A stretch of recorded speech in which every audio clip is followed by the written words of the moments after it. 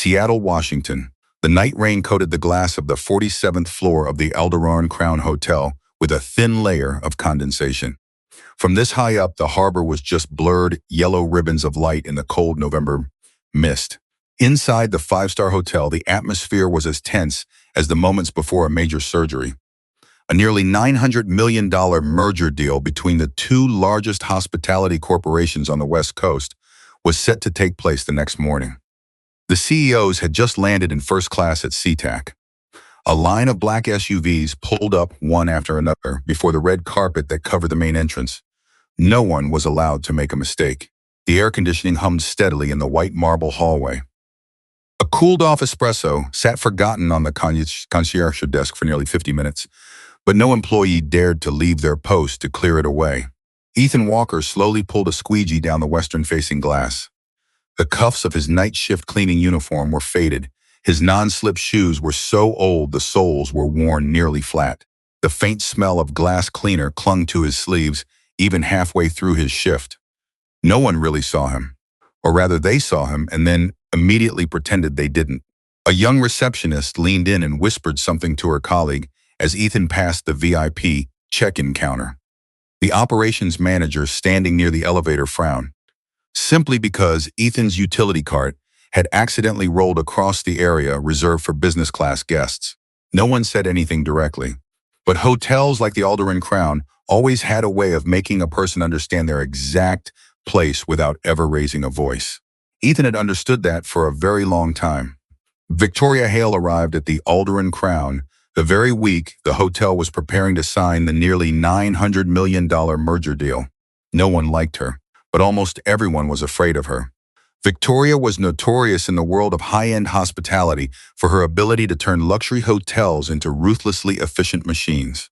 She was so obsessed with brand image that she once fired a manager just because a server had stood resting for too long in front of the ballroom during a VIP reception.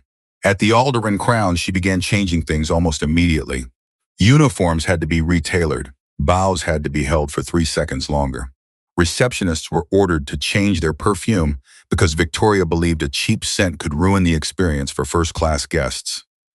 Then she came for the staff. People who didn't fit the new luxury image began disappearing from the work schedule with no clear explanation. Ethan Walker was one of them. He knew it from the way the HR staff looked at him as he passed them in the hallway on the 32nd floor. Things got worse one night around 1 a.m. Ethan's daughter had a high fever. The only babysitter in his apartment complex canceled at the last minute. Ethan had no other choice but to bring the little girl with him to the hotel, letting her rest in the staff break room behind the laundry area. The little girl, wrapped in a blanket, was slumped asleep on an old gray sofa. A box of fever medicine sat next to a paper cup of water that was giving off a wisp of steam. The sound of the ice machine hummed steadily from the end of the hall. Just as Ethan turned to go back to his shift, Victoria walked in. She paused for a few seconds. Her eyes swept over the sleeping girl before landing on Ethan's old cleaning uniform. Victoria didn't get angry. That made the air even colder. She adjusted the cuff of her blazer and spoke in a very low voice. The Alderon Crown is a 5-star hotel, not a shelter for people who can't control their own lives. The entire room fell silent. A laundry worker lowered his head, staring at a pile of unfolded towels. The night shift bartender stood frozen by the vending machine, as if he hadn't heard a thing. Ethan didn't respond. He just gently pulled the blanket up over his daughter's shoulder and stood there for a few seconds under the cold, white fluorescent lights. The ice machine continued its steady hum from down the distant hallway.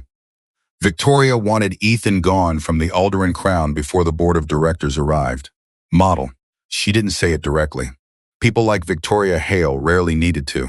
It all started with internal emails sent close to midnight, closed-door HR meetings, small changes to the work schedule. A few employees were moved to undesirable shifts with no clear explanation. Others suddenly found their names missing from the weekend rotation. But Ethan Walker remained, annoyingly consistent. The HR department had checked his file 3 times in less than 2 weeks. No procedural violations, no altercations, no customer complaints, no excessive tardiness. Old shift managers had even left notes saying Ethan was the kind of employee you could hand the hotel's master key to without a second thought. Victoria hated that. She needed a clean reason to remove him from the system before the board of directors flew in from New York on their private jet that Friday. And then the trap was set. A bottle of 1978 Chateau Margaux, valued at over $12,000, vanished from the VIP cellar beneath the penthouse. It was a wine served exclusively to platinum members of the Alderan Crown. The next morning, security discovered that a hallway camera near the wine room had been angled away for about 3 minutes. Not long, but long enough to create a gap. The keycard entry data also showed a single scan under Ethan Walker's name at 11:43 p.m. Victoria had her answer almost immediately, too quickly. Rumors spread throughout the hotel in just a few hours. The concierge staff would go quiet when Ethan entered the break room. A night shift bartender silently put his wallet in his locker when he saw him walk past the pantry. Two young receptionists switched to speaking with their eyes instead of their words whenever Ethan appeared near the main marble counter. No one accused him directly. That's what made it worse. One afternoon, near the end of his shift, Ethan was walking past the laundry area behind the ballroom when he heard two service staff members talking quietly. "Does that floor guy really think the rich guests are that stupid? I heard that bottle of wine is worth more than his car." They both let out a very soft laugh, then fell silent when they saw little Lily standing near the door. Ethan's daughter just clutched her small blue backpack, lowered her head, and walked quickly down the hallway, which was bathed in a cold white light. That night, it rained heavily in Seattle. The employee parking lot was nearly empty after 11 o'clock. Puddles reflected the pale yellow light from the back of the five-star hotel, looking as cold as metal. Ethan sat silently in his old Honda Accord, a car that was over 10 years old. He didn't start the engine. Rain streamed down the windshield, blurring the parking lot lights into long streaks. In the back seat, Lily had fallen asleep at some point, with his jacket wrapped around her. Ethan just sat there for a long time, one hand on the steering wheel, the other still clutching the suspension letter he had received less than 3 hours earlier. Claire Donovan had worked the night security shift at the Alderan Crown for nearly 4 years. She was the kind of person most VIP guests would never remember, even though they walked past her almost every day. But Claire knew nearly everything that happened inside this five-star hotel. She knew which CEO always requested a complete change of bed linens every night, even if he only stayed for a few hours. She knew which manager secretly took commissions from an outside luxury limousine service. She knew which concierge was trying to sell wealthy guests' information to high-end real estate firms in Bellevue. And most importantly, Claire understood that the Alderan Crown wasn't as luxurious as it appeared. It was just good at hiding the cracks. Claire's shift started at 10 p.m. and ended near 6 a.m. It was the time when the hotel was at its strangest. The long, red-carpeted hallways were almost empty. The air conditioning hummed endlessly through the night. The yellow lights reflecting off the marble surfaces made everything look cold and distant, like a private hospital for the wealthy. Around 2:17 a.m. on Tuesday, Claire noticed something unusual in the camera data near the VIP cellar below the penthouse. At first, she thought it was just a system glitch, but then she saw the timestamp had skipped forward exactly 3 minutes and 12 seconds. It didn't make sense. Claire opened the server log again. Her fingers paused over the keyboard for a moment when she realized the system had recorded no connection loss at that time whatsoever. That could only mean one thing. Someone had manually altered the data. Outside the surveillance room, the executive elevator chimed softly. The muffled laughter of some intoxicated guests drifted from down the hall before their footsteps were swallowed by the thick, charcoal gray carpet. Claire pulled up the internal backup camera feed, and that's when she saw her, Victoria Hale, the director of operations, in the control room near midnight, on the very night the bottle of Chateau Margaux disappeared. No technician accompanied her. No work order for a system check. No internal request of any kind had been logged. Claire sat perfectly still for a long time. The monitor cast a pale blue light across her weary face. The coffee in her hand had long gone cold, but she hadn't taken another sip. She understood what was happening. Victoria was framing Ethan Walker. This wasn't a suspicion. It was a certainty. Just then, Claire's phone vibrated. It was a message from her younger brother's physical therapy center in Tacoma. This month's payment was 4 days overdue. Claire gripped the phone so tightly, her knuckles turned white. Since her divorce nearly 2 years ago, she'd been practically the only one looking after her younger brother. A trucking accident on the I-90 had left him unable to walk properly. The costs of medication, physical therapy, and insurance had devoured nearly every penny of her savings. If she lost her job at the Alder and Crown, she didn't know how long she could stay afloat. Victoria Hale wasn't the type to just fire an employee. She could make sure they never found work in the Seattle hospitality scene again. Claire knew that all too well. The next morning, Ethan Walker showed up for his shift, as if nothing had happened. He arrived on time in his night shift cleaning uniform with its frayed cuffs. He was still pushing his utility cart along the executive corridor, still replacing the towels in the VIP lounge, still lowering his head to make way for guests who had just stepped out of first class. No excuses, no anger, no attempt to explain his innocence. And that began to make some of the hotel staff uncomfortable in a way they wouldn't admit. One of the evening bartenders whispered to a coworker that if Ethan were really innocent, he would have put up more of a fight. A concierge manager watched him constantly, as if waiting for an outburst that would confirm all the gossip. But Ethan remained silent. Once, around midnight, Claire saw him standing alone by the glass wall on the 47th floor. Behind him, Seattle was drenched in rain. Droplets ran down the pane, distorting the city lights into long, warped streaks of gold. Ethan just stood there for a moment, his squeegee resting idly at his side. Then he went back to work, without a single word of complaint. It was his very calmness that began to fill the Alder and Crown with a sense of unease. On Thursday night, before the board of directors was due to arrive in Seattle, the Alder and Crown was almost completely silent, except for the steady hum of the air conditioning through the executive corridors. 2:13 a.m. Ethan Walker was replacing hand towels in the men's restroom on the 46th floor when the house phone mounted beside the marble counter suddenly began to ring. The sound was so abrupt in the dead silence that Ethan froze for a moment. Almost no one used the internal phones at this hour. He glanced out at the empty corridor. Golden light spilled across the cold, polished marble floor. An abandoned room service cart sat near the freight elevator. 2 half-empty glasses of champagne on its top shelf. The phone kept ringing. Ethan picked up the phone. On the other end of the line, there was only the sound of soft breathing. Then, a low, urgent woman's voice spoke. "Don't sign any papers tomorrow morning." And just like that, the line went dead. No explanation, no name. There was only the long, steady dial tone in the phone. Ethan stood still for a few seconds, then slowly placed the receiver down. Outside the glass door at the end of the hallway, the Seattle rain still blanketed the city like an endless, cold gray fog. The next morning, Ethan was summoned to the HR office on the 32nd floor. The room was so cold that the scent of perfume and fresh printer paper mingled into an unpleasantly sterile air. A vase of white orchids sat in the middle of the long black conference table. No one touched it. Victoria Hale sat at the head of the table. Beside her were the HR representative and an in-house legal manager from the corporation. In front of Ethan was a file that had already been prepared. Forced termination, violation of professional ethics, suspected theft of a VIP guest property. Every single word was written with a chilling perfection. Victoria didn't look directly at Ethan right away. She adjusted the edge of the file before slowly stating that Alder and Crown needed to protect its image standards before the board of directors arrived for their inspection this weekend.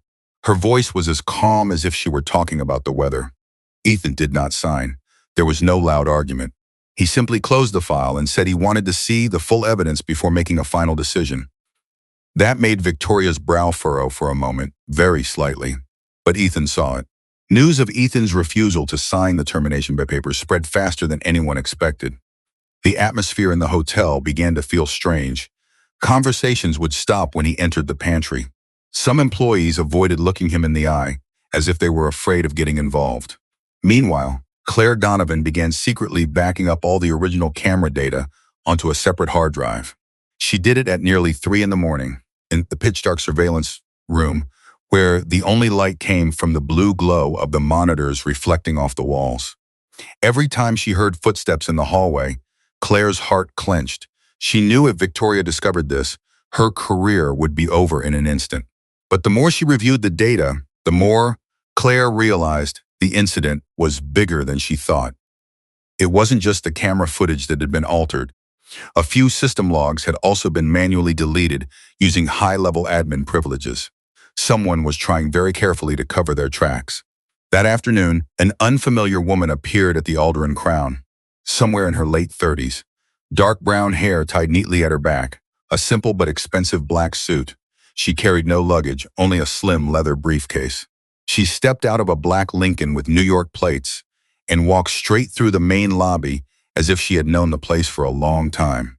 The front desk staff quickly realized she had a special appointment with the corporate legal department, but no one knew exactly who she was there to see.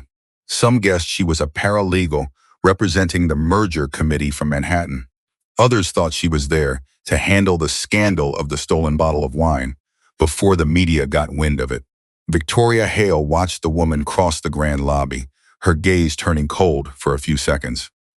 It was the first time since coming to Alderaan Crown that she didn't look completely in control of the situation, and Claire Donovan saw it too. On Friday night, the Alderaan Crown was lit up like a stage prepared for the titans of finance. One after another, black SUVs pulled up to the red carpet early in the evening. Members of the investment board stepped out in expensive suits, bringing with them the scent of luxury cologne and the familiar cold demeanor of people long accustomed to power. The grand lobby was bathed in soft golden light, reflecting off the polished marble floor. The slow notes of a piano drifted from the central lounge, where a musician played an old jazz tune in front of a crystal bar. The atmosphere was so perfect it was almost artificial. Victoria Hale stood near the main reception desk in a minimalist black dress, constantly checking her watch and her internal earpiece. Tonight was the most important night since she'd taken over operations at the Alderaan Crown. If the merger deal went through, she was all but guaranteed a promotion to a regional executive position within the corporation. No mistakes, no scandals. Not a single unflattering image was permitted to appear before the board of directors. And then Ethan Walker emerged from the East Service corridor, right as everything was about to begin. He had just finished his support shift on the executive floor. The collar of his dark gray housekeeping uniform was worn. A faint water stain on his sleeve caught the light of the lobby. Victoria saw him immediately. Her expression shifted in an instant. Colder, sharper. She walked directly toward the head of security standing near the main revolving doors and whispered something to him. The man hesitated for a few seconds, as if he didn't want to follow her order. But in the end, he nodded. Two guards approached Ethan as the steady sound of the piano continued to fill the grand hall. A few guests began to notice. Ethan stopped walking when one of the guards blocked his path. "Sir, we need you to leave the hotel immediately." The voice was polite. That made the whole thing more humiliating. Before Ethan could ask why, Victoria stepped close enough for everyone nearby to hear. The Alderaan Crown cannot continue to employ a staff member who is under investigation for stealing a VIP guest's property. Not on the night the investment board is present. The piano kept playing. No one said a word. But dozens of eyes were now turning toward Ethan. A man in a tuxedo near the bar raised an eyebrow in annoyance, as if Ethan's very presence was ruining his luxury experience. An older woman holding a glass of champagne leaned over to whisper something to her friend. And then the phones started to come out.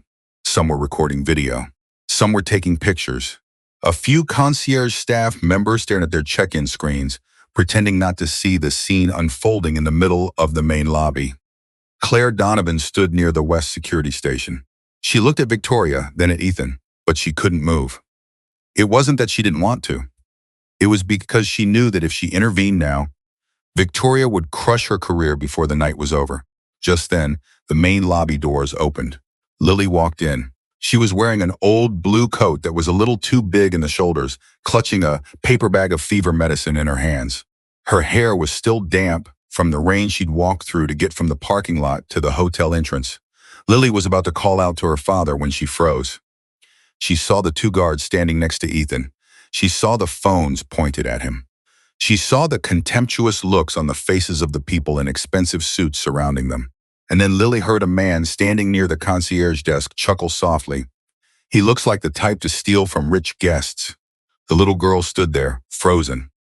In that moment, it was as if something very fragile broke, very quietly in Ethan Walker's eyes.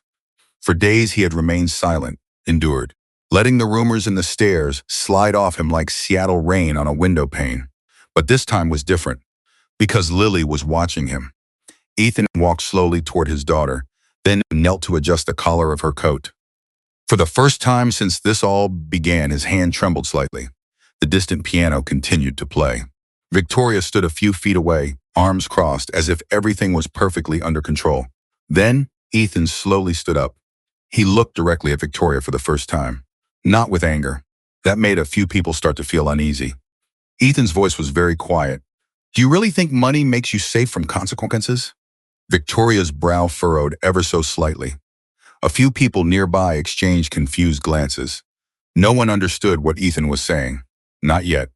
But at the far end of the grand hall, Claire Donovan suddenly felt a chill run down her spine as she saw the main revolving door begin to turn once more. Just as Ethan Walker took his daughter's hand and walked toward the lobby entrance, a fleet of gleaming black SUVs suddenly pulled up to the Alderaan Crown's red carpet. The car doors opened almost in unison. The atmosphere in the grand hall shifted instantly. The senior managers standing near the champagne bar immediately straightened their postures. A few members of the investment board, indifferent just moments before, began to turn their heads toward the glass doors. Then, an elderly man stepped out, Richard Sterling, the founder of Sterling Horizon Hospitality, the man who, more than 30 years ago, built the largest luxury hotel empire on the West Coast, from a small motel near the San Diego harbor. He had rarely made public appearances at corporate events since his heart attack 2 years ago. The media had barely managed to photograph him outside of a few private shareholder meetings in Manhattan. But tonight, Richard Sterling was standing right in front of the Alderaan Crown, flanked by 3 lawyers and 2 senior executive assistants. Victoria Hale's expression changed instantly. For the first time since she had walked into this hotel, the near-perfect composure on her face showed a tiny crack. Richard walked through the revolving lobby doors very slowly.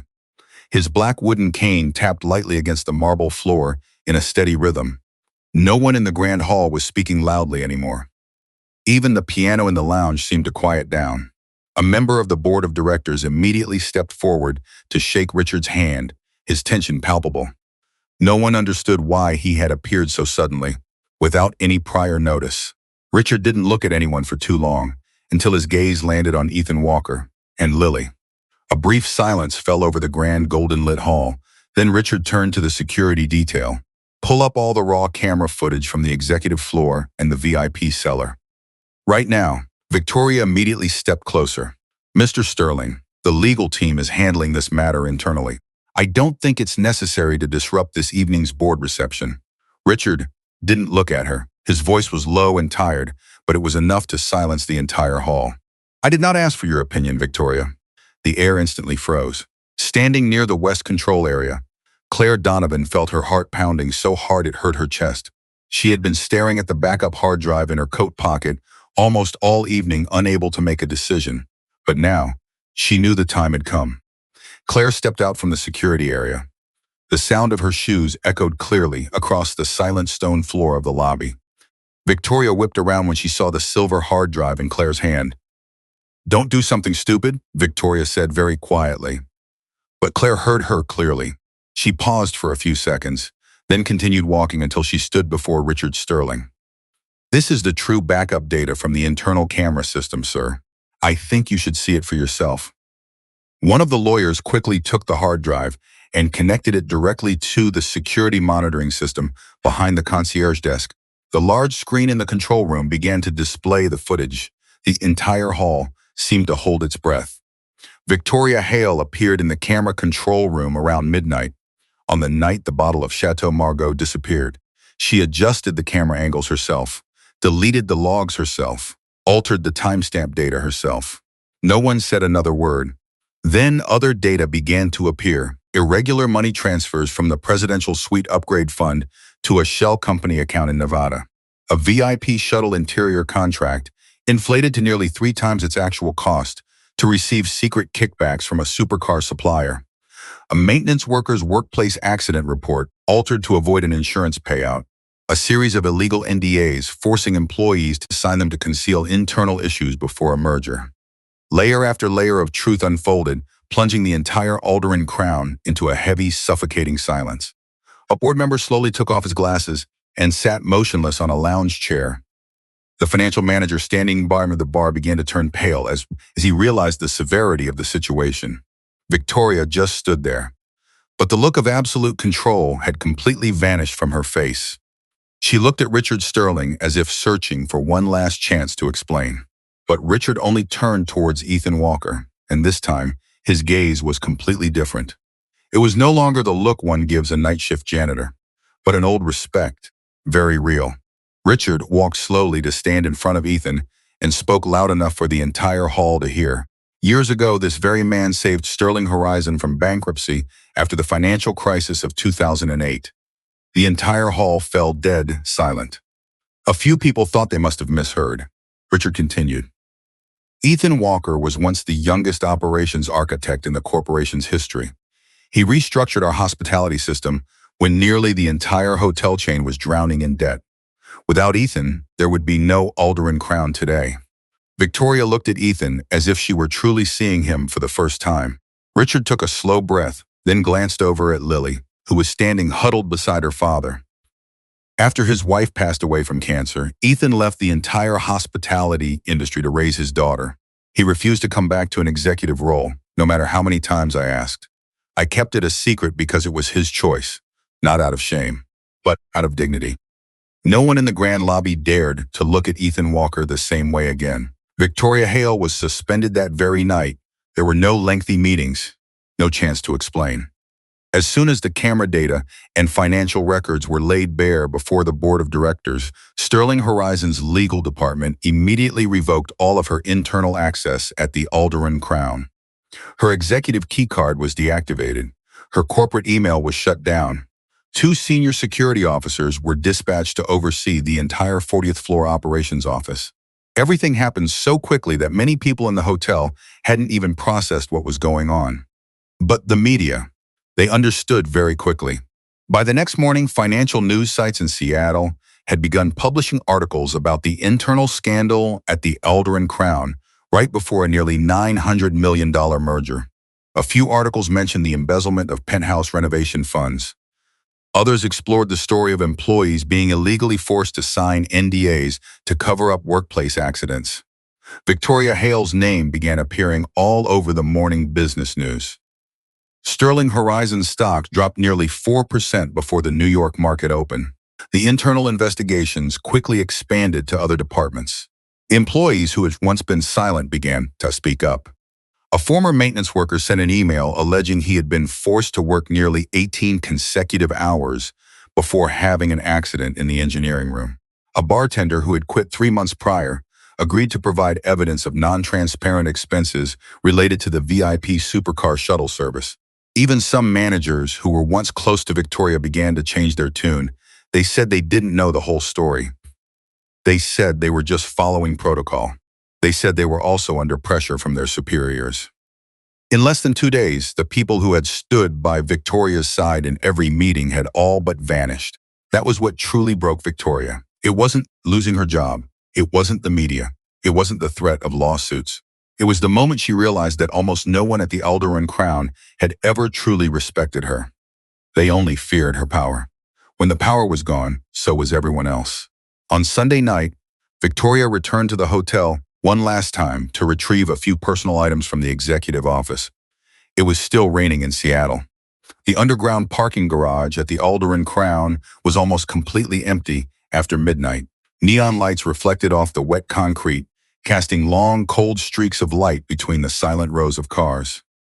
Victoria stood beside her black Mercedes for a long time without opening the door. She looked completely different after just a few days. More tired, older. Gone was the sharp-edged presence that made the entire hotel fall silent whenever she entered a room. On the other side of the garage, Ethan Walker was placing a thin blanket over Lily in his old Honda Accord.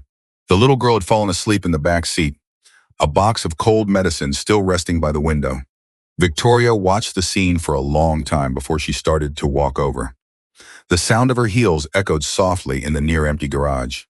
Ethan looked up when he saw her, but he said nothing. Victoria stopped a few steps away from him. For the first time since everything began, she no longer knew what expression to wear on her face. A long silence stretched between them.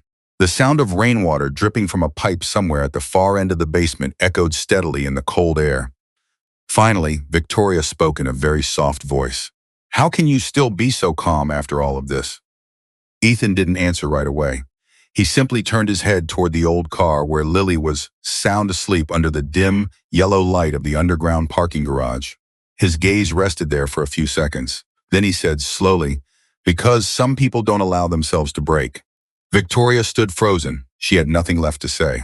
For the first time in many years, she realized she had climbed so high in her world of power that there was no one truly waiting for her to come home anymore. 1 year later, Seattle still saw rain almost every week.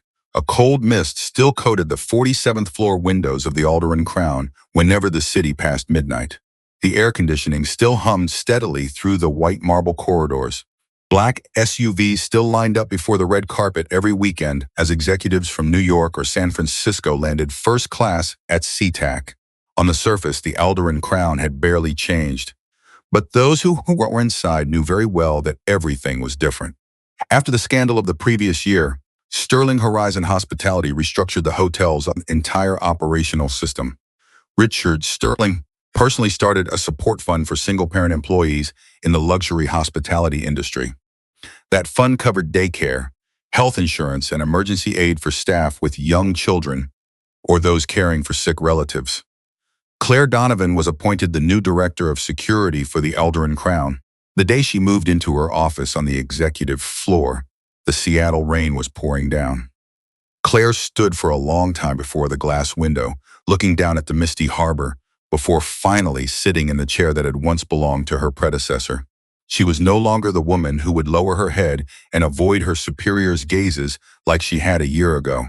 But sometimes, during late shifts, Claire would still find herself unconsciously glancing at the camera feed for the VIP cellar hallway, as if the old memory hadn't completely faded. A small daycare was built behind the staff area on the 3rd floor. It wasn't large, just big enough for a few lightwood tables and chairs, a children's bookshelf, and a glass door that looked out onto the hotel's back courtyard. But for many night shift employees, that place felt more like a miracle. No one was ever forced to hide their child in the staff break room again. Ethan Walker turned down the executive position that Richard Sterling offered him multiple times. He said he didn't want to live his old life again. Instead, Ethan began managing a free hospitality training program funded by Sterling Horizon for people who had lost their jobs after the pandemic or gone bankrupt due to the financial crisis. Some of the students were former taxi drivers. A few had slept in their cars for months. There were even former hotel employees who had been laid off from other places because of their age or because their appearance no longer fit the new luxury standards.